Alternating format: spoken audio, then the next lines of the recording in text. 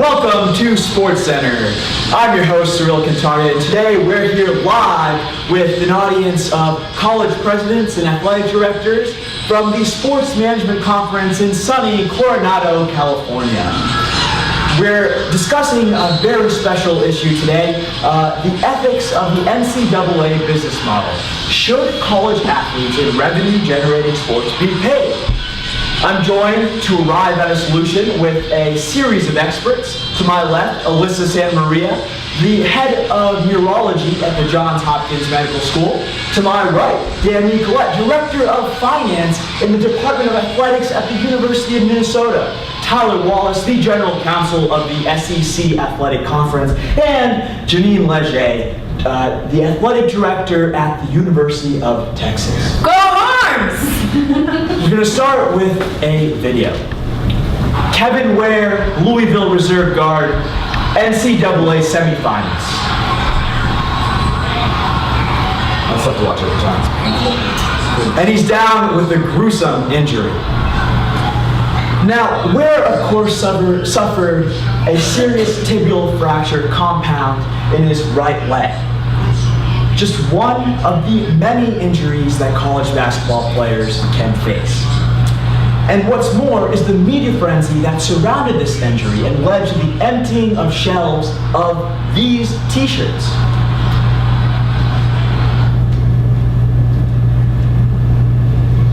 So several people profited off of Ware's injury and his name, but did Ware get a share of the revenue? Absolutely not. Alyssa, you've done a lot of work on the injuries surrounding college athletics. Now, is this a problem in your eyes? Well, thanks for having me, Cyril. I've had the opportunity to work with some outstanding student athletes, and what I've come to learn is that there are some serious ethical issues surrounding college sports. The Kevin Ware case is a great place to start. Kevin Ware had surgery the same night he sustained this horrifying injury that the country watched. To repair this fracture, he had a titanium rod inserted into the core of his tibia, which was screwed to the bone. Although his surgery was successful, and there is a chance that he will return to the basketball court sometime next season, there's some serious comorbidities that go along with this procedure. Kevin Ware will likely experience serious knee pain through the rest of his life, and there's a good chance he'll need a total knee replacement well into his 40s. Now, Alyssa, do the schools cover these costs? I mean, I'm sure they're very high. Well, Cyril, the NCAA does require that universities certify athletes have healthcare coverage for athletic-related injuries. However, they do not specify to what degree. However, what is not immediately recognized is that some of these top-tier athletic programs, as well as hundreds of schools across the nation, have significant coverage gaps in their secondary policies. That means players and their families can wind up paying hundreds, if not thousands of dollars on injury-related healthcare costs. On top of that, many of these athletes, like Kevin Ware, incur injuries that develop into chronic conditions. And once they graduate, they're on their own to cover all these healthcare costs. I mean, in my eyes, I think these schools have the moral obligation to cover all healthcare-related costs, to take the financial burden off these young players. That's interesting. Now, what about the scholarships that these athletes are promised when they come in? I mean, does that change? Well, I think luckily for Ware, he's become such an inspiration in the realm of college athletics that his scholarship is safe. Unfortunately, Cyril, this isn't always the case. If an athlete is injured during competition or practice, they're really at the mercy of their coaches. Their coaches can take away their scholarship come the end of the season. You see, these scholarships are warranted and reevaluated on a year-to-year basis, solely based on the coach's discretion.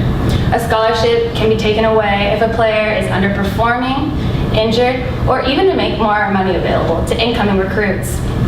This idea of over-recruitment is a real issue at some of these top-tier athletic programs. I want to draw your attention to this chart, specifically the sixth column, which represents the number of oversigned athletes. As you can see, at some of these schools, these schools are oversigning 10 or more athletes than they've budgeted for. That means a handful of students will lose their academic funding.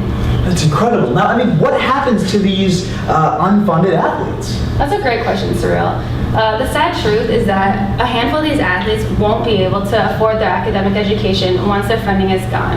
I mean, come on. I think these athletes deserve a little more academic protection than this. Now, Alyssa, I mean, one of the major issues is that athletes are students first, but often they can't put academics before their athletics. I mean, is this an issue that you see in the athletes you work with? You know, Cyril, I really think you hit the nail on the head. Always do, always do. College sports are considered purely an extracurricular activity, right? Played just for fun. However, we all know that's far from reality. I mean, these athletes can invest over 50 hours a week when you take into account practices, injury treatment, meetings, as well as competition. Look, if you were to take a handful of the top students from their respective universities and subject them to these grueling athletic schedules, they'd really struggle to maintain their academic marks. And what about the coaches? I mean, are they sensitive to these academic commitments? Look, Cyril, I think there really is a clear conflict of interest here. These coaches are hired and paid lucrative salaries to win games. I mean, their main concern is not academic integrity. It's solely that their athletes stay eligible. Let's take a look at the case of Robert Smith. Robert Smith, On my fantasy team. he graduated from Ohio State Great guy. and went on to play for the Minnesota Vikings. However, when he was in college, he majored in pre-med as well as played on the football team. He needed to take 2 afternoon lab courses to fulfill his major requirements. However, these interfered with his football obligations. And against the wishes of his coaches, he enrolled in these 2 labs, and his coach forced him to set out an entire season as a redshirt athlete. I mean, with this sentiment toward academics, it's no wonder that these players take some layup courses. That sounds easy as a player in basketball. Always make those shots. That's exactly right. I've seen this play in effect. Oftentimes, athletes string together a list of easy courses that really don't equate to meaningful majors. And on top of that, some of these athletes do come in pretty unprepared for their academic environment and struggle to pass these courses. I mean, graduation rates reflect this. In 2012, the NCAA graduation rate for Division I basketball players was only 47%, and marginally better for football players. And that is in a 6-year time frame. These athletes cannot and do not graduate in a standard 4-year window. Those are abysmal rates, absolutely abysmal. Exactly, Cyril. Many college athletes come in with the dreams of going professional. But the reality is that only 1% of basketball players go on to play professional and 2% of football players. I mean, all these athletes really have to walk away with is their degree. Coaches really need to place more emphasis on academics. Thanks for that insight, Alyssa. I mean, so Alyssa here believes that there's a clear exploitation. I do. Now, Dan, help us understand the numbers. I mean, what is the value of these athletes? You're on the clock. Thanks, Cyril. I'll do my best to answer your question. So currently, the NCAA is employing a monopolistic business model where they artificially keep costs low and revenues high through maintaining growth and new revenue streams. The organization is able to do this by offering standardized scholarships to every single player. Additionally, these players are not afforded bargaining rights, the right to arbitration, or the right to unionize. And these restrictions limit the ability of the players to monetize their skills and their abilities they've worked so hard to cultivate. I'm gonna cut you off there, Dan, but because couldn't you argue that these athletes are actually paid by the NCAA in the form of scholarships? You are correct in that assertion, Cyril. They do receive payment in the form of scholarships. However, in my opinion, these scholarships are insufficient. The FBS, which is the Football Bowl Subdivision Conference, is comprised of 120 schools, and this is a preeminent college conference. And here, the average football and basketball scholarship is valued at $23,000. This so-called free ride that covers tuition, room and board, and books, but not the cost of attendance. The cost of attendance is on average $3,000 more than the scholarship covers. So, in combination with this, the student athletes are unable to fully participate in the academic community they're surrounded by.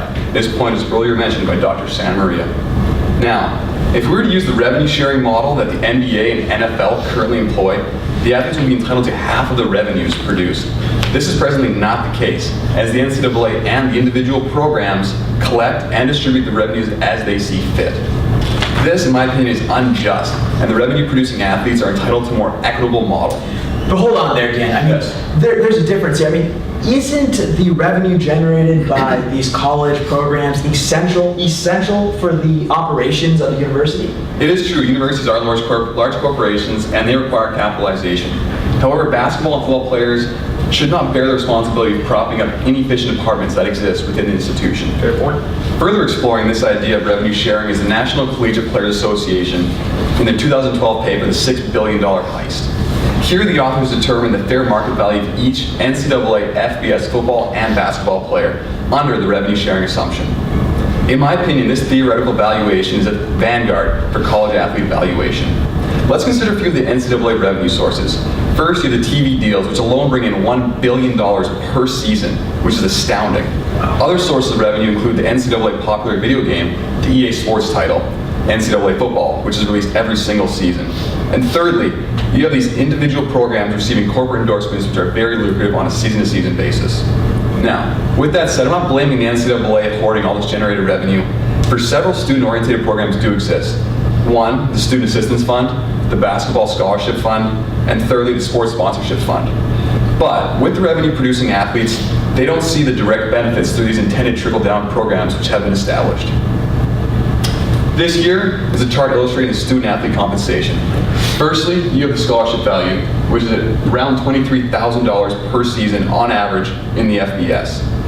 Secondly, you have COA, which is the cost of attendance, which is $3,000 more than that, approximately $26,000. And this shortcoming is the responsibility of the players. And oftentimes they can't afford this. Thirdly, you have the athletic expense on average for the FBS basketball and football players, which is around $90,000. And this is absorbed by the individual programs themselves. And lastly, and most importantly, you have free market valuation for the FBS football and basketball players via this revenue sharing model, as you can see. This apparent discrepancy between the student compensation and the produced revenue by the students is my main reason for concern. Well, Dan, so what Cyril, I have one more table here I'd like to cover, please. Thank you. Here, this table depicts a financial situation for the top 10 FBS football schools. As you can clearly see, the degree of player exploitation worsens the top flight programs. In column 4, you can see, over 4 years, football players in Texas are deserving over $2 million. And each of their scholarships falls $3,600 short of their cost of attendance in the final column there. And that right there is indicative of the economic disequilibrium present in NCAA, which I am so concerned about. Thank you, Dan, for that Yes. very passionate explanation. You know, I think Tyler is a legal expert here, and I want to ask you, Tyler, how did we arrive at this situation? Right. Well, thank you, Cyril, for having me, and I'd like to begin by thanking Dr. Santa Maria for giving us such a comprehensive overview of the ethical considerations surrounding the student-athlete experience. And in addition, I'd like to thank Mr. Nicolette for... Dan, please. Oh, Dan. I'd like to thank you for giving us an outline of the unequal distribution, to the extent that there is a distribution, of the financial pie. Cyril, your question was really asked, how could such a system have emerged? Well, let's look at it from the beginning. Since the inception of the NCAA in 1910, they had a firm and steadfast commitment to the ideals of amateurism and the priority of academic endeavors over athletic competition. There was no precedent for changing any of these criteria. So we're talking no athletic scholarships. No, that's exactly right. Wow. They wanted to divorce financial compensation from anything related to athletic competition. Unfortunately, in 1957, they changed course, acquiesced to the financial incentives from these various school institutions, and permitted what are called grants and aid, which are essentially financial contributions and accommodations explicitly and exclusively for athletic performance. Wow, well, how dire is the situation now? Well, unfortunately, since 1957, things have only gotten worse for the student facet of the student athlete. You see, in 1957, there were 3 main sort of safeguards that protected the student from exploitation. The first was that there were 4-year scholarships available for these students, which meant that when they were looking at different colleges, if they had a 1-year scholarship offer and a 4-year scholarship offer, they could judge for themselves what kind of academic safety net they wanted. The second safeguard was that these scholarships were not revocable if the student decided to no longer be an athlete. If they stopped playing on the field, they were still students. Third and finally, there were university scholarship committees that were designed and responsible for reviewing and renewing these scholarships. They were comprised of faculty members who, in theory, had no connection to the athletic department. Now, unfortunately, since 1957, all 3 of those safeguards have either been eradicated or under very serious pressure. Now, recently the NCAA did reinstate 4-year scholarships, so that's good. But the 1-year scholarship is renewable based on athletic performance. So if a student decides to no longer be an athlete, when their scholarship is up for review, they can have it revoked. And finally, the University Scholarship Committee no longer exists. The coaches have 100% autonomy over whether or not these students have their scholarships renewed. It's unconscionable. And so what we're seeing here is a development of sort of an employee-employer relationship and dynamic between these students and these coaches. And the NCAA is continuing to sort of insist that these students are students primarily. But when you really look at it, they're on campus, their role on campus is to perform athletically, and their scholastic achievements are not considered. All right, I mean, thanks for that background, Tyler. I mean, that's interesting. So let's dive deep into this legal jargon. I mean, is there any precedent? How do we fix this? Well, essentially what we're looking at here, like I said, is an employee-employer model that is developed unintentionally. So let's look at some of the facts. The National Labor Relations Bureau, the federal agency that determines employee status for various employees and employers across the country, have a few sort of baseline criteria for determining whether or not there's an employee relationship. Now, to begin, there needs to be a service rendered between the two parties. That's obvious. And then the second criteria that's sort of baseline is that there must be an agreement between the two parties stipulating compensation and the responsibilities of the exchange. And that's clearly a relatively simple a definition of employment. However, they have two further definitions. The first is the right of control under common law. Essentially, this was designed to differentiate independent contractors from employees. Independent contractors can set their own hours. They have quite a bit of autonomy. And finally, there's a statutory consideration, which is designed to take into consideration the economic dependency of the employee on the employer. All right, so let me stop you there. So it seems like there are complications here because the students are receiving a service from the school as well. So has the NLRB had to articulate criteria for what really is a student athlete? Well, that's a very student employee. Yeah, that's a very astute observation. And fortunately, in 2004, the graduate student assistants at Brown University brought a case to the NLRB in an attempt to be granted employee status. And the NLRB eventually and ultimately decided their claims were not justified, but they perhaps unintentionally laid out a blueprint for 4 criteria that if the student sort of lives up to these 4 criteria, they're considered employees of the college. Okay. So the first is the status of the student as a student. And they really emphasized substance over just form. You know, are these students on campus learning in the classroom, in the library every day? And with these graduate student assistants, they decided absolutely that the graduate student assistants are in the library, they're in the lab, they're learning statistical analysis, they're really focused on their academics. The second consideration was what type of work were they doing? Again, graduate students are doing work that directly enables them to be better students. The third was the relationship between the faculty and the graduate students. The faculty help the graduate students find jobs at a very, very successful rate. They share their data with them and share their networks with them. So how does this apply to student athletes? Well, with student athletes, it's a very, very different situation.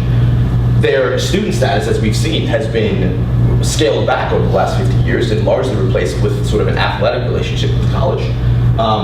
The role that they play at the school is strictly athletic, as we've seen based off their scholarships, which are renewed only on the criteria of their athletic performance.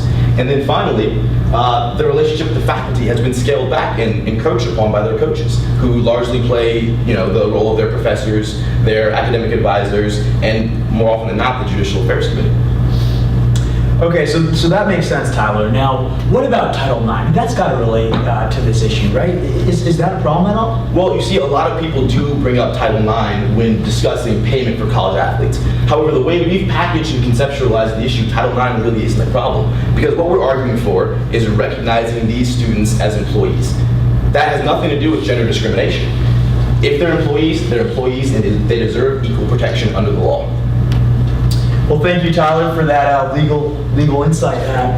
You know, what I'm hearing here is that the NCAA business model is absolutely problematic.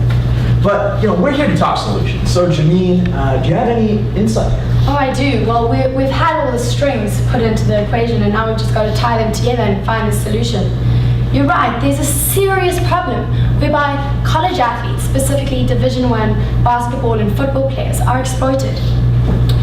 I see this every day. These athletes are working weeks that are 10 hours more than the average working American. They generate millions of dollars for their colleges, but they don't see a dime. Dan gave us the numbers. Athletic scholarships do not compensate for the work they put in, the hours they sacrifice. and as Alyssa mentioned, the healthcare costs that are involved. We have to remember that this multi-billion-dollar business could not exist without these athletes. They need to be compensated. Janine, let's not run in circles here. Look, we've already acknowledged the problem where we know that what's going on is unethical, but we're here to talk solutions. I want a solution. And I have a solution for you, Cyril. I do. I believe that outside sponsors like Nike, Adidas, or Under Armour are able to sign year-long contracts with these athletes. They would likely compensate these athletes on performance basis. Currently, these sponsors are giving athletic teams apparel for the year and such, but we want to take it one step further and say that individuals will be sponsored instead of just teams, which creates a new advertising avenue for these businesses. They have increased visibility by sponsoring different star athletes, and they can diversify their marketing strategies by giving them to different individuals on different teams instead of having to concentrate all their funds into one college team. Wow, okay, so outside sponsors. Now that's interesting. But why can't the schools directly pay their athletes? Well, as Dan mentioned earlier, many schools depend heavily on these revenues that are brought in by these profit-generating sports. Furthermore, if schools paid athletes, it would give schools with huge sums of money a huge recruiting advantage over the smaller schools, creating a competitive disparity in the leagues. And these naive 16-year-olds who are recruited at such an early age, what are they going to choose? A high salary or a high standard of education? At that age, you're not realizing the importance of an education. All right, so it's clear what's happening with these sponsorships, but do they cover the athletic scholarships? Do the athletic scholarships disappear here? No. The athletic scholarships will continue as they are. And NCAA regulations that currently exist, such as the GPA standards that student athletes have to retain, the on-field hours that they have regulated, and the restrictions on traveling costs, those will all still hold. What we're saying though is that we need to mandate 4-year scholarships. Last year, the NCAA allowed schools to give out multi-year scholarships, but they did not mandate it. This academic security helps shift the unfair power hold that coaches retain over these athletic scholarships at present. So mandate 4 years, I mean, that sounds a bit ridiculous. Is that really important? Absolutely, Cyril. A 4-year guarantee gives athletes academic security in case they incur an injury during their 4 years or cannot compete for some other reason during their college career. I've had football guys coming into my office crying. Crying? Yes, Crying, really? Crying because their scholarships have been taken away in their first or second year. Joseph Agnew, a Rice football player, he's just filed a lawsuit because his scholarship was taken away before his junior year started due to athletic injury. He had to drop out of university 6 months later because he could no longer afford his academic education. Look, G, I mean, I'll give it to you. This sounds like it's an issue that needs to be addressed. But can schools afford mandated 4-year scholarships? And how do they benefit? Look, Cyril, we're always going to have trade-offs involved, but we can work with this. Teams may have to limit their size of the roster. They can cut walk-on players that they get and use that guaranteed fund to give it to athletes for a 4-year scholarship to athletes that actually deserve the scholarship. But the benefits are clear. They'll see less dropout rates, such as Agnew's example, and they'll see a higher graduation rate. It's simple as that. All right, well, thank you, Jeannie. I mean, it seems like these players will now be rightfully compensated thanks to you. But as the age-old adage goes, money doesn't buy happiness, and I believe that it certainly won't prevent injuries. So what about the health risks that Dr. Santa Maria talked about? I mean, they still lack coverage, correct? Oh, yeah, of course they lack coverage. But what I want to say is that the NCAA should create a fund for healthcare costs after college for people like Kevin Ware to take advantage of. What we can see is that This will relieve athletes and their families of the burdens of paying these healthcare costs post-college. So all of that will be taken care of by the NCAA from the existing funds that they have. So you're advocating for a healthcare fund, 4-year scholarships, and sponsorships. I mean, that's very interesting. That's Now, correct, no?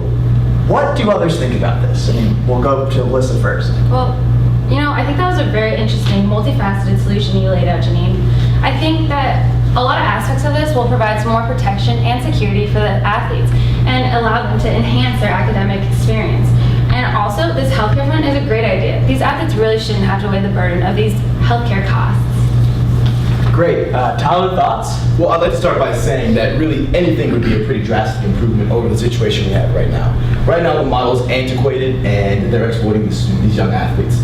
What we want is a model for these students to have representation, to be able to decide for themselves a little bit more of their academic experience, and also have some help after college when they're suffering from these rather difficult medical injuries. And does this address the legal concerns you brought up? It absolutely does. I mean, right now the legal situation is untenable. It really is, it's unconscionable. And I think that the solution Janine just presented is a great step forward. And Dan? Thank you, Tyler. And Cerelia, I'd love to chime in on this as well. And I'm going to touch upon the financial implications of the solution. Please do. This fiscal year, the NCAA netted $800 million in sponsorship revenues. And it's safe to say going forward that 2/3 of this would be allocated directly to the athletes themselves. And additionally, the NCAA is sitting on a trust of $500 million that will serve as a pool for athletes' long-term healthcare costs in the future. Now, as a panel, we have fully explored all the salient points, the finances, the ethics, and the legality of the issue. And it's time for revenue-producing athletes to be compensated by the free market. Well, thank you, Dan. I mean, it looks like we're all in agreement here. I mean, I'd like to first first thank the panelists, our wonderful live audience, and the viewers from across the country and even the world. Yes, the world. Once again, I'm your host, Cyril Cantaria, and we will have a special session of questioning live from our audience today, but after a commercial break. Thank you. Thank you. Thank you. Great. Thanks very much. We'll now start questions. I'll lead off. As the president of OSU, I'm concerned about how you would ensure equity with individual scholarships. Given all of the teams throughout the country, and given the fact that Nike and these other sponsors may well go after the high-profile star of the team, but other members of the team may not all get sponsorships. And given so that's one issue. Given what we've seen about Lance Armstrong and Tiger Woods and a number of other people who Nike and others have sponsored who've had ethical issues that have caused the sponsor to be embarrassed. My question is obviously two parts. How will you ensure fairness so that everybody's scholarship cost is covered? And how will you address the business concern that they might be embarrassed based on the behavior of how athletes operate? So in addressing your first question, I think we looked at the sponsorship on a few different levels. So there are currently TV deals set in place. CBS pays $700 million per season to the NCAA. And as a team appears on TV, we think a small portion will go to each individual player for appearing in that game. So they will receive guaranteed money in that sense. And then these star players will receive more money if they're a star quarterback or star running back. They'll receive more for wearing Nike's cleats or Nike's gloves in that sense. So there is equity based on performance. So it's equity and equality, bipartisan ruling, I guess you could call it. And then as for the academics, the institution will still regulate these athletes. So if they're ineligible, they can't play and they're going to forfeit all their sponsorship money, whether it's from a team orientation or an individual basis. And secondly, I guess for the embarrassment potential for the corporations, I think it's an inherent risk you see regardless. That happens in pro sports all the time with different athletes. So I think that's a risk these corporations will have to price in. And at the same time, these institutions, the academic institutions that is, will be regulating these players in-house. So I think there's a lot of screening and monitoring going on to ensure these athletes are upheld to the standards that their sponsors and the school expect. Let me just add one more point there. So essentially what we're saying is now you have these sponsors who are paying every athlete for wearing Nike cleats or Adidas apparel. But in addition, so those athletes, even on the bench players, will receive compensation. But in addition, the players who are actually the best, the stars, they get paid for what they're doing, what they're the revenue they're bringing in for their team. So sure, there is a discrepancy. We do not believe in an equal pay model for all athletes. If you have a CEO who's leading a company, he deserves to be paid more than the guy working 9 to 5. And so that's the same model that we're bringing into athletics here. And also, just to reiterate, as far as scholarships are concerned, 4-year scholarships for all athletes. So there's no concern of not being able to go But the forward. gap. Oh, the gap will hopefully be covered by the $3,000 increase from the NCAA. That should go into effect across the board, just for these schools to be able to ensure the athletes can remain I didn't hear that scholars. part of it. So you're also saying that the NCAA is going to cover cover the gap so that every scholarship fully pays for the cost of going to school. Absolutely. Okay, didn't catch that. Thank you. Starting with the premise that the student is going to the school for an education, not an athlete is going to school to play a game, can you address the effectiveness of additionally incentivizing this student to play in a game because he's getting paid per game by a sponsor to show up at, and basically appear in a game? Basically, you're incentivizing the student to focus more on athletics than education. I mean, my response to that would be, look, if you look at the status quo, that's already happening. I mean, you have these students who are devoting 50 hours a week to their sport. And you're telling me that they can actually take classes that they want to. They can be pre-med and take lab in the afternoon. They can put the hours in to their work. I don't think that's happening in the status quo. And so what we're doing is, sure, maybe if they're paid, they'll be focusing more on their sport, but I think they're already focusing more on their sport, and what we're doing is compensating them for that. We're paying them for the opportunity cost, which is not focusing enough on academics. And so I don't believe that we're exacerbating the problem which already exists. Look, if you want athletes at the college level, they will inevitably have to work less and spend more time on the fields. What we're doing is we're saying, look, right now it's unfair that you do this and you lose out on academics, and some people fail out of classes and you don't get paid. And so we're compensating them for what they're doing. And I'd just like to add to that, we saying that the NCAA regulations that hold at the moment are still going to be in place.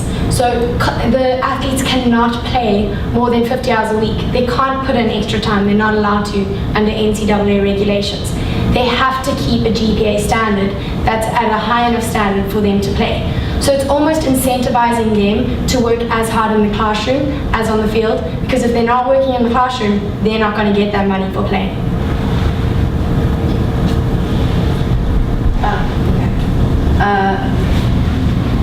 With basketball specifically, there's already an issue in the NCAA with players are only required to play for a year and then they can go on to the NBA. So now we're going to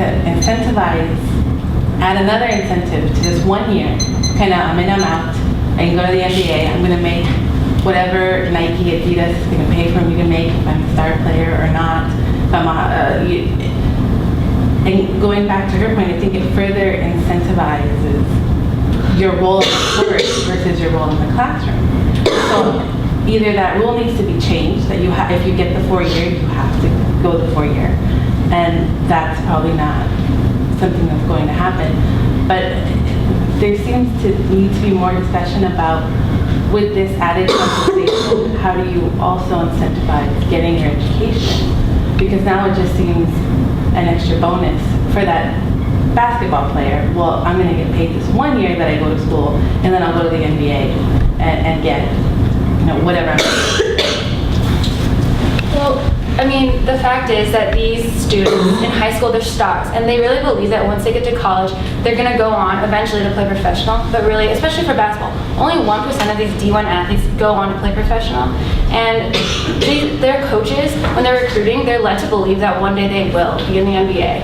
And what really needs to happen is they need more security. And this compensation just allows them to take a little bit of the attention off of the NBA and professional option and put it more into the security at the school and focusing on their academics. Look, I mean, I don't, so right now, as Alyssa said, 1% of basketball players go pro, 2% of football players go pro. So I don't think those percentages are going to change in this model. And therefore, the rest, the majority, will realize, I mean, they still need to stay in school. And by having 4-year scholarships, that enables them to stay in school. They have no excuse not to. And so I don't really see any way that this model will incentivize players to go pro, because if they don't have the talent, or if they're not drafted, they can't. I'm saying for that 1% that's going to go to the NBA after that 1 year, you are further incentive, because they're the ones who are going to endorse. It's not the kid who sits on the bench and maybe plays 2 minutes a game, if that, a year. It's the kids who are the high school stars who are going to go into college, the stars, and they have high school scouts. They're going to know who the kids are, and they're going to make those offers to those kids. Right. And so I guess I'm just seeing it as it's an extra incentive for those who already are coming in with an incentive. Right, and my response to that would be these stars will, regardless of whether they're sponsored or not, will make it and will make that decision. I mean, how could you reject $20-30 million while you're at age 23 and choose to get a 4-year college education when you know that you don't need it, right? I mean, you're going to be making hundreds of $millions in your career. So I don't think any model could really incentivize those students to actually stay in school. I just think it's a losing battle. Yeah, I completely agree with that. And there's also the consideration of the fringe players who are considering the end of the draft and considering returning for their sophomore, junior season. This could incentivize them to stay, because they do receive a portion of compensation they would realize in the first year as a pro athlete. So this could also incentivize them to stay for a second or third year because they may be in dire straits, or they need the money, or they just want to play pro sports, but they would rather do this if there is a monetization for them. I mean, and on top of that, these athletes, I mean, especially the star athletes, they're not dumb. They see these professional players getting these multi-million-dollar contracts, and the rule is they have to be 1 year removed out of high school to go professional for basketball, and 3 years removed for football. And really, when they are playing at these colleges, pretty unrightfully uncompensated, they are subjecting themselves to these health risks, and there is a chance that they will incur a career-ending injury. And why shouldn't they have the right to be compensated then, and instead of losing out on these multi-million-dollar contracts if they were to incur an injury?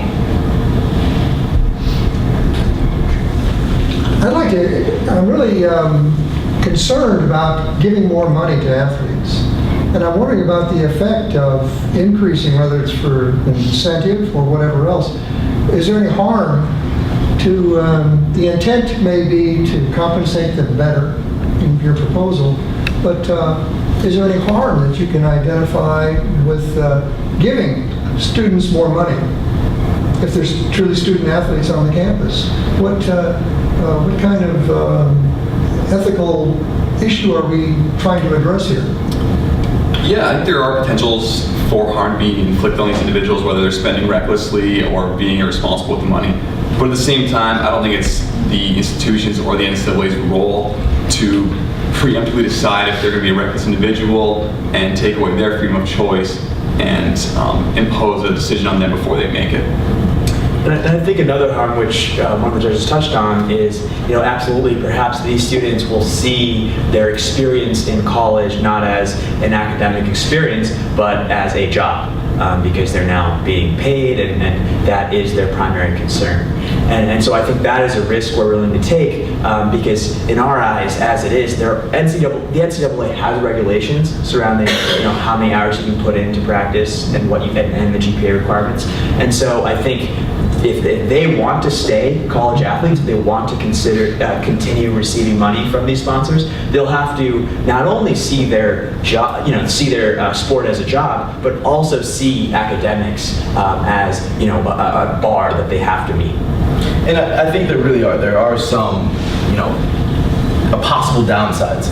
But I think there are also a great deal of possible benefits. For example, right now these students have 1 year, let's say they're playing basketball. They spend 1 year not making any money, being completely controlled by their coach, and then the next year they're making millions and millions of dollars. And a lot of them really do they don't know how to react with that new level of autonomy. We're thinking in college, they get paid and they still have a network though in place on campus. Maybe the coach will take on a new role, a role of really being someone who can help them make the best life decisions for themselves and balance their academics and their athletics and think big picture, plan ahead, rather than just be cogs in this machine where they don't have any autonomy. And just one more risk, I think. One of the downsides is potentially the commercialization of not only college athletics, but colleges. I mean, you'll see millions of people storming into these football stadiums on weekends, and sponsorships will only create more people coming in. Now, is that a concern? Do schools want to fight that? And my answer would be, I think this would perhaps even increase revenues for these schools. And as we said, these revenues are actually very important for these schools' business models. And so I don't see that as a downside.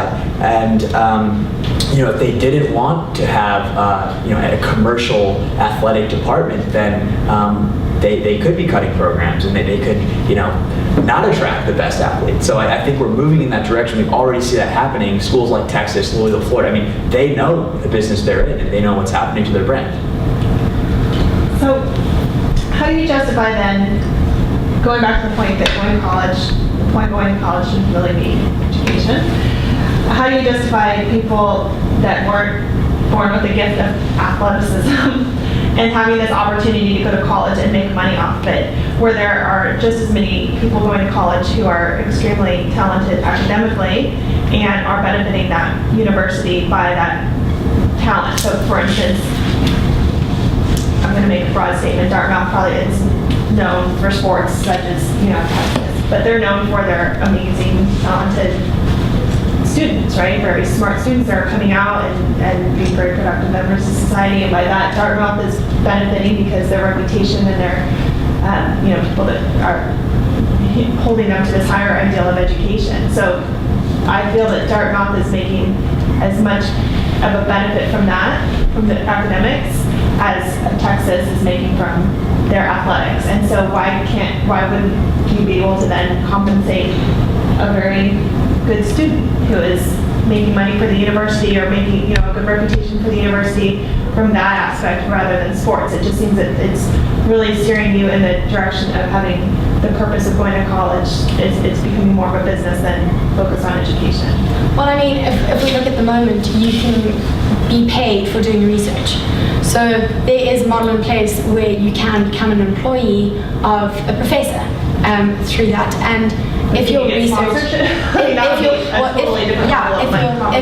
if your research is good enough, you could get a sponsorship from elsewhere for your research to be taken further and developed as a model of some sort. Okay. So there are ways, as a smart person, you can go into business straight away without any regulations like the NCAA that are in place. So the school's not regulating academics as NCAA is regulating sports. Okay. Yeah, your concern is totally warranted, but I think there are a few, it's not an ideal situation, but there are a few, I think, sort of big differences. One, like Jimmy mentioned, you can get grants, you can get patents, I mean, you can get a lot of funding for your academic achievements, whereas in basketball, you get $1 for playing basketball, you're out. Okay. And second of all, it's a free market. These athletes attract large crowds. Unfortunately, what I do in the philosophy classroom doesn't attract a large crowd, and I recognize that, and so I don't really have a right to be compensated. But also, I think the risk of injury is really something that's significant here. In the classroom, we really don't risk our life and limb, but as we've seen time and time again on the athletic field, they really are putting their bodies not just at the risk for acute injury, but for long-term chronic pain. They're 60, these athletes really have trouble walking. I just want to point out, I think the key difference, which Tom mentioned, is the difference. So I, as a scholar, am not bringing in millions of dollars to my school, and I think the athletes are. So I don't believe that I'm entitled to be sponsored. And if I believe that, I can go out and get a sponsorship. I don't think anyone will pay me because I'm not a brilliant economist or anything. Whereas its athletes, I think, are generating billions, millions of dollars for their schools. I want to ask you a question about unintended consequences. Dartmouth and Penn State are different. LMU, each school has its own unique character. There are schools that are more known for athletic focus. And Penn State has been one that's been internationally criticized for the energy and effort and the focus on what the football team, basketball team, particularly football, does, and the blinders that may have caused in the culture. I want to understand what you're suggesting. If we, as essentially board members of NCAA, that's what the college presidents are, you're talking about, have you thought about whether or not your impact on culture on campuses? And what happens, if I'm understanding correctly, there'll be some instant millionaires, correct? So you've got a situation in which to your point about a student who works for a professor being an employee, I don't think that student thinks of herself or himself as an employee of the university entitled to all the rights and privileges, etc. They have a job, and so they have a contractual relationship. With the athletes, you're talking about them being employees at the university, essentially, correct? Have you thought about what that does to the culture of the campus? How that changes the dynamic of student to student? How that creates all kinds of things that you probably have thought about. So share with us some of what that would look like in terms of unintended consequences that there's a good solution for. Yeah, I think, so what we see already is that some of my friends go to UConn, and UConn has several great basketball players. And these individuals walk around as if they're the next Michael Jordan. And frankly, they're stars. And so already, I think you see segmentation among the student body where you have these guys who are on ESPN every morning on SportsCenter who walk around and they know that they're famous. So will paying them change anything? Is I think your question of the unintended consequences. Well, I think are we validating and making normal a situation that may not be as big as it is now? Sure, every local in small towns, even towns like Columbus, Ohio, which aren't small, the athlete can have a tremendous amount of visibility on being interviewed. Is that a good thing? And does it become much worse when they're suddenly millionaires, which is a very different dynamic than just having a big head on a Monday morning because you delivered the winning touchdown or whatever. So from a devil's advocate standpoint, I really want to get you sharing with us what's it look like. Your point's well taken. Yes, it's happening, but there's also graft, corruption, and all kinds of things happening in society, and we don't make it easier for that to happen. Well, maybe we do, but I mean... Right, yeah. So, and I may not be using the right analogy, but I'm pushing this just because I want to get you talking to us about the downside of a very articulate argument, because the ethical implications we need to hear about the unintended consequences. So we haven't turned a blind eye to the fact that a lot of these athletes are already being paid under the table, and when we see that in the headlines of the newspapers, we're like, wow, like how could these players take this money when clearly it's against the law? I mean, these kids are 18 years old and they're being offered cars, they're being offered paychecks under the table, and how can they turn that down? And really, it just highlights the fact that this is a corrupt system, and we believe that if they know that they're entitled to money coming in, it'll mitigate this effect of basically breaking the law. I also think that what we're seeing developing is a culture of resentment. I mean, that's something that's very much swept under the rug because it's not fashionable to talk about, and it doesn't make a lot of money when you talk about it on Sports Center. But these college athletes know that they know that they have opportunities out there that they're not being allowed to take advantage of, and that's hurtful for them. But I also want to address sort of the culture between the coach and the athlete, because I think that also has a large influence on some of the cover-ups that take place, because these athletes are completely at the discretion, their future's at the discretion of the coaches, and their coaches build this culture around themselves where they're sort of the paternal sort of head of the organization, and so they have a strong sense of loyalty to the school that extends beyond what perhaps is reasonable. And I think this could combat some of that. You have money coming in, you have relationships, professional relationships with people who know what what your work is worth and the kind of person you are, and you don't feel indebted to this coach who has made you a great star or something. I think that's a really culture. I think that's something that's happening right now that is a corrosive force in the culture. And so I think what you're really hitting on here is that perhaps we, as a society, as a community, we don't want millionaires walking around campus and feeling entitled in any way. And my response would be we could look at case studies. We could look at Harvard, where you have Mark Zuckerberg's on campus. They're making millions of dollars. They're receiving seed capital for these, brilliant business ideas. And I guess the question would be, does that, have any negative consequences for the campus? Because we're trying to institute a similar model. Instead of the, scholars, we're paying the athletes, and they're going to be the ones making millions. And at Dartmouth, we already see this. So we have hockey players who leave Dartmouth who come back after playing in AHL, the NHL. We have U.S. ski team members who come back. Their best friend is a member of the ski team. And frankly, I think what they realize is that they're the minority. They can't walk around campus and abuse their wealth in any way. The same way that a wealthy son of the GE Capital CEO can't do the same thing. I mean, they have to behave according to the rules. If they want a degree, they have to follow the rules. They're a student, and we have standards of community. So I don't think I'm as concerned about the possible downfalls of paying certain students in the student body, because I've seen it, and I think that it can work. Did you see it on a small scale or on a scale as large as what you're talking about? So that's the point well taken. I mean, I've seen it on a small scale. And so perhaps, if you blow this up to the entire NCAA, it will change things.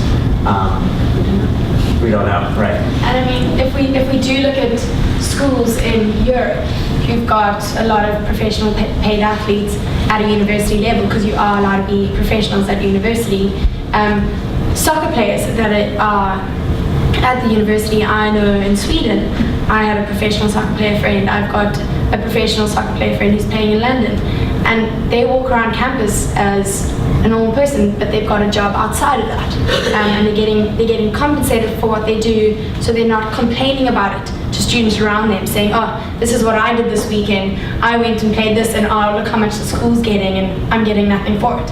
So they're saying, "Okay, we're getting compensated. I'm getting what I want out of this. I'm loving what I'm doing, and I'm getting the reward for what I'm achieving and giving back to the schooling." So there might be a bit more of there might be less reluctance to complaining so much about what they're doing and the successes they're getting, and just getting on with the job instead. And I just want to point, as you said, only the stars will be the millionaires, right? So you're not going to have 10 stars at every school. Will we see a huge effect of one or two people at some of the largest programs becoming overnight millionaires? I don't know. I don't think so. May I make a follow-up question on this? One of the things that I'm hearing is that these are stakeholders, as well as the owners and the NCAA and the university administration and employees. But these are all stakeholders. And students are stakeholders, the parents are stakeholders in the university. And I'm wondering, are you identifying, or what are is there a damage to any set of stakeholders by increasing the amount of compensation to one particular group on the campus, regardless of where that money is coming from. What kind of, do you see anything harming or damaging to any of the other stakeholders that are involved with this university environment, this campus, this college environment, academic environment?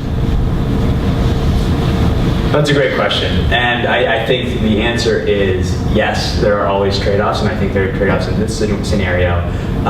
So the solution that we presented inevitably will lead to some sponsorships, funding, going away from the college to the athletes themselves. And therefore, that pool of money will not be directly going to the college for its own purposes. For tuition? For tuition, for research, or whatever they may be using this money for.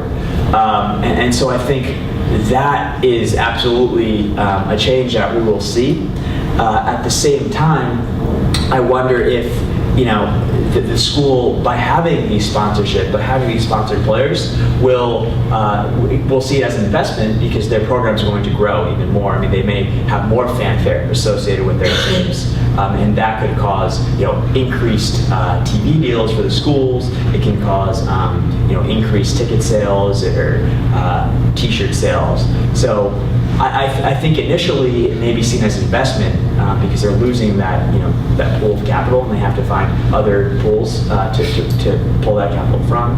But perhaps this can even lead to their brand being thrown out there nationally. So the Louisville will not just be the Louisville we know in Kentucky, but the Louisville that the world knows. And perhaps the trustees will see it as an investment for the school. Yeah, that's a great point Cyril touched on. And I think that's the way the capitalism model works as we know it. And if you want to look at the counterfactual, you consider maybe limiting football seasons to 5 games. And that way the students could spend the time in the classroom. They could have higher GPAs. But is that what they want or what the institution wants? Basketball, same thing. Maybe they play 25 games. That way they play 1 game a weekend and they're in the classrooms more, they're on campus more. They indulge in the campus culture. But I don't think it's a trade-off they're making or the fans want to make either. Any other questions? Well, yes, but I think we're out of time. Yeah. Well, we are, but I mean, if you think there's a helpful question, please feel free to ask it. Maybe one you can address fairly quickly, and this is really just kind of going outside the swim lane. You'll indulge my analogy. You've got students who are athletes who are not basketball players. Maybe they're track stars, maybe they're cyclists. They're going to get injured. What are the ethical concerns about not taking care of them? Is it just simply because the big money is behind basketball and therefore they get the treatment? Or have you considered this as part of the scope of your... Well, I think we're addressing a business here, and we know that the swim team, the field hockey team, and the track team, they aren't businesses. They are losing money for the school, in fact. Some schools are spending $1 million on each team just for travel costs, for gear, for the training that they have to go under. So that's in no way a business. And we've got these businesses, so-called, for the football teams and the basketball teams that have to cover these other teams on campus. So what exists here is we're looking at the business models that exist with the profit-generating businesses versus just sports that people are glad to play at a university level and are passionate about and are fully, they must be ecstatic that they're receiving a scholarship for a sport that they would never be paid professionally for at a different level. So they're actually gaining by just getting a scholarship in the first place. And the players that actually are generating the revenue are the ones who can get something back in return. Yeah, so I think that's a great point. I mean, I think the set of ethical issues is different for these athletes in sports that don't generate revenues for their schools than it is from the 2 sports we selected, we chose to focus on. So I think these track stars are not bringing in millions of dollars for their schools, and for them, I think the ability to continue their sport in college is a gift. it's actually it's cost neutral, or it costs the college or the university that they're competing for. Now, I think there's still ethical issues surrounding whether or not all the health risks that we talked about apply to them, because I think they do. And I think we could still make an argument for having a health fund that can be accessible to these athletes. But whether or not these athletes should be sponsored, I think is less. I think there's less of a argument to be made there, because these athletes aren't the ones who are funding the rest of the school. But you're suggesting in your solution that the healthcare funds would only be available to football and basketball players? Well, I think our presentation focused on just those two revenue-generating sports. But if you were to ask us whether we want to extend it, I'd say absolutely. Because again, to reiterate, the NCAA really controls the football and basketball players by not allowing them to go professional. I mean, if you play soccer, you can go play the professional league. And similarly, like if you roll crew or pursue a sport like that, you're not trying to be professional. Can't make any money rowing crew. So. Okay, the last question. What do you feel is the university NCAA's ethical responsibility to, I guess, guide and educate these students who have the potential to get these scholarships, or I mean these sponsorships? Because from my understanding, we're saying they can get an agent, they're going to sign a contract, they're going to need lawyers. I think we're thinking of sponsors as happy-go-lucky nice corporations, but they're not. If Nike can lock you down for the next 10 years, they will, the same with Adidas, and we're exposing kids, or we're allowing kids to be exposed to this new opportunity where, maybe for the next 10 years I can make $1 million a year if I sign with Nike today. But in 2 years, you can make $4 million a year if you sign with Nike. So what is now opening this door? What do you see as the role of the NCAA as a university to help guide and educate these students to make sure we're not letting them walk into these sort of tracks with agents and different organizations, sponsors? I think that's a great point. Whenever you have pools of millions of, hundreds of millions of dollars, you have to have regulators. You have to have someone who's overseeing the transactions. And I would absolutely advocate for the NCAA regulating, when sponsors can communicate with these young, naive students who think, who've never seen $1 million in their life. And so I think the regulation will be very important just to protect the rights of these students. And also I think one of the advantages of this model, as opposed to schools themselves paying the athletes, is that the sponsors have no real say in where the student ends up going. So the sponsor can choose a 16-year-old for their ability, but they won't know where that student will get in or where they're going to play. And so that way, the student still retains the choice of where they go to college. But I absolutely agree. I think it's daunting, the idea that a student, a 16-year-old, doesn't really understand finances and may not realize that his long-term potential is much larger than what the sponsor's offering. So I think regulation will be very important on how the interaction will work and how aggressive these sponsors could be. And is that regulating the free market? Are we adding more regulations on top of this? Is, as you were saying, it's a free market. These individuals should have an opportunity. The same thing with the sponsors to compete to get the best. So now we want to allow this, and then on top of that, I think the argument is now you want to regulate us on top of funding sponsorship for students and providing. So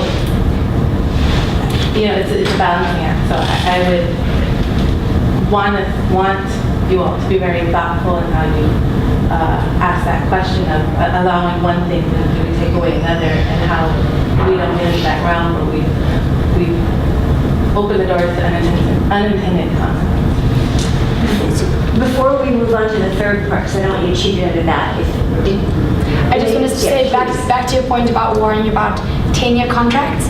We said that they were 1-year contracts that they're signing, so they only have to comply for 1 year, and after that can reassess whether they want to continue for longer. And even if there aren't 1-year contracts, I mean, I think again, you said they'll have representatives, they'll have lawyers who know what they're doing, but they'll be able to look at the kind of contracts that NBA players get, the ones who don't sign these sponsorship contracts and stay in college. And I think they'll be smart enough to realize, hey, I can sign a $10 million or a 10-year contract for $1 million a year right now at Nike, or I can wait until next year when I go pro and make $30 million straight out the door. So I don't see too big a risk, but you're absolutely right. I mean, I don't know if there's a Pareto optimal solution to this. There's always going to be a bit of a risk, and we don't want to open Pandora's box. But we really think that giving these students an opportunity to get paid, to sort of look out for their own welfare, is a much better, the downsides are much better and the risks are much less severe than the system that's in place right now. We're now going to each give you feedback. If you were going on to the competition this afternoon, we were doing it. You have students in the back, are they allowed to hear? Yes, because they just, yes. Gotcha, okay. Because they've already. Sure, we can leave. No, please stay. We'd like you to stay. Thank you. No. That's fine. Are you connected with Dartmouth? Are you connected with? I'm a fellow judge. Oh, okay, great. Oh. No problem. Would you mind if I just fetch some pens for us to work with so we can write down some notes? Oh, sure. In fact, here's 3. And can it go? The ones back there. I'm not Okay. gonna use one, but- Here, you can use one for time. Yeah. Thank you. My name is Kevin Haskell. Normally, the way it's worked in the past, you'd be going on potentially to round 2, and you'd want to know what we would think to improve your presentation for the future today. We're doing it differently, but I still think it's important to give you feedback on the presentation itself as it applies to how you present, and also about the content of the presentation, just because you have worked so incredibly hard that it's important to give you as much feedback as possible so you feel you're getting something from this. So that's what the purpose of this is. All right, so I'm going to ask each judge to, and that was stupid of me because now we don't have pens. Oh, well. There's the handful back there. I'm not going to watch from this point. It's fine. Take another one. I was joking with you getting the pants on. Sure. Oh, good. Share with the judges. There's a way. There's the handful in the corner. All right. You want to start with No. me or the other side this time? It doesn't Okay, matter. I'll start with you. I think the overall impression I had was that I drew that one question out towards the end because we're talking about harm and the benefits both to the people who are going to benefit from this change in the compensation thing, but also what is the effect on others, the possible harm. And I look at something and I use as an illustration the environmental concern. The intent, which has nothing to do with this, but just to give you an illustration, the intent was to drain the swamp, but the effect is to change the whole environment in that area. So you have a cultural environment, and yet you're academics on campus, and yet your intent and effect wasn't clear of how this would influence them. I thought the presentation, you understand a lot about the athletics and how it works, but I thought that was a strong downside. And it wasn't fully explained to me how you would address the harm that might come to the different stakeholders. And that becomes a big term. This who is involved at all levels. And when you're dealing with money, as the old saying goes, you follow the track of the money. And you find out where it's going to go, what effect it's going to have, who's going to benefit, but also who may be damaged, because there's 2 sides to every kind of a situation like that. I want to commend you on your dynamic performance. That was creative and was fun to engage in. Following on with what was just said, I noticed that you made several assumptions about how various players in this scenario would be acting. For example, the coaches. Somehow, magically, they're going to become stewards of these athletes because they're no longer driven by profits. That's a fairly big assumption because at no point did at least I catch how that's going to take place. Why would they suddenly be incentivized to take a different role than they are currently in? So, I think that a couple of places there were some assumptions on how people would act to the positive, which may be questionable. I'll just leave it at that. Yes, I'd like to echo that it was a very dynamic presentation and it was very engaging and I enjoyed the format. I would also agree, I would have liked a little more explanation on some of the items referenced, like you just said Title IX, but you didn't explain what Title IX was and what it came about, what it tried to do. So if I have no idea what Title IX is, I don't know why it has anything to do with this presentation. I think also, as they were sharing the stakeholders, and also I think maybe one or two more scenarios. We had the injury, but I think also looking at issues where athletes felt the need to, or needed compensation, like, the allegations against Rich Bush and different athletes where maybe things were taken under the table just to show, like, in the big picture, the greater good that we're trying to do is to help these athletes feel like they don't have to do these under the table things. And just kind of maybe the factors, the setting of why a student would feel the need to do that and how this is going to help fix that. And just, I think, beyond, revenues and making sure they're financially set, also making them better individuals for society. And how we ingrain that too in now your role models and you're these athletes and you're being compensated in this way and we have these expectations for you that come along with it. So I would have liked to see it. So I'm just going to focus on style. First of all, I thought it was a great presentation. It was really fun to watch. You guys definitely are very passionate about what you guys were talking about. One of the things in marketing that we get a lot of feedback on in recent history is more of this like storytelling as opposed to just here are the facts and bullet points. And you guys did a really good job of telling a story and kind of bringing us into the situation and your solutions behind it. So I commend you for that. There were parts that were a little bit scripted, which I know there was a lot of data that you're presenting and sometimes that's necessary, but just be careful with that.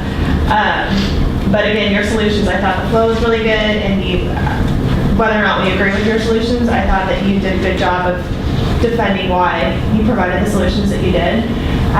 So, great job on that.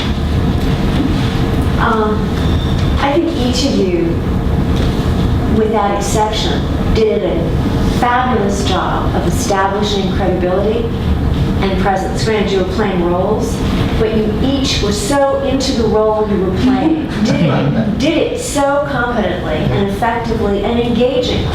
So I think those are wonderful skills that you probably had before, but in working together, the collaboration together, the idea was very clever, but how you carried it off was really exceptionally good. I think you deserve a tremendous amount of credit for taking a really, really tremendously complex and difficult problem that obviously has enormous ethical implications that continue not to be addressed by the NCAA. And the Band-Aid solutions aren't working that the NCAA is trying to do. I think there's a danger when you're dealing with something that is so badly broken to get the idea that almost anything is going to be better than what we have now. And that was said a couple of times, and I think that becomes more of a pragmatist approach rather than, and I think to the point about unintended consequences and the larger ethical issues. If you brought great intellect and command to this, and that can be very seductive because I noticed that in some of the harder questions we asked, you did brilliantly what lawyers and others we might criticize in congressional hearings do. You avoided the difficulty of the problem by virtue of giving an example or two, and that's exactly what happens in business, and that's exactly the challenge we face when we're really trying to find good solutions, because we can rationalize the stop at the point at which, and I think I'm looking at you because you did a wonderful job with me on that, But I also came away thinking, don't get too good at that. Because that leads you into the capacity to out-intellect someone, or to try to, and to be able to get the exception to the rule, and try to get that exception accepted as the norm when it's not. And the reason we have such, I think, challenging problems in society is because they are so darn difficult. And there's a tremendous temptation to try to solve them. And I think you picked some really good ideas. And they need to be discussed and aired. And you even have the possibility, if most of you are seniors, so it's probably not going to be uppermost in your mind after, tomorrow at 1. But think about the fact that you've invested so much energy in coming up with a huge, egregious, inequitable, you used the word several times that's so appropriate, I can't find it, but it's we have a horribly unfair situation. No, it was. I'll find it later, but I wrote it down and I thought, oh, I agree with that. But I can't find it because my handwriting is but it's the lack of equity that we've seen in civil rights issues and a whole host of issues where what we have is a group of people or gender issues or whatever. We have Title IX is a great example. We have real discrimination operating on one hand, and we have abuses operating on other hands. You picked all the hot buttons, but the challenge of that is that when you pragmatically respond to it, you miss the potential for really really coming up with a solution that can be incredibly effective, because the unintended consequences have to be examined, and what happens to a culture really has to be thought through, because the silo effect of what happens when you make college sports even more of a silo than it already is on campuses needs to be considered. But having gone as far as you have, I hope that there's some opportunity for you to think about how you can make a contribution to this difficult problem, and think about more of the unintended ethical implications of whatever solution, whatever piece of your wonderful series of solutions you have. I mean, I would have been happy if you had just found a way to make sure that everybody gets the cost of their education as a baseline. I mean, I'm happy with small steps when we have a horrifically stupid issue. You went for the really big picture, and I think that's commendable. But you also set yourself up in an ethics competition to not gloss over, and I think the assumption point is a really good one, to not gloss over the fact that people probably won't behave the way we wish they would, because we're already seeing that they're not behaving. But wonderful, that's not to in any way diminish that you guys took on a huge, huge problem, did it in many ways extremely well, and now I hope that what you'll do is give further thought to the ethics piece of it, and think about a way that you can get a forum for proposing to the NCAA, or doing an op-ed, or doing whatever it is to take this knowledge, but make a real contribution to the thought capital of people who are muddled over this. And make sure that you've backed up what you've done by thinking through whatever that piece is, so that no one's going to be further harmed. Thank you Thank you so much. Great job.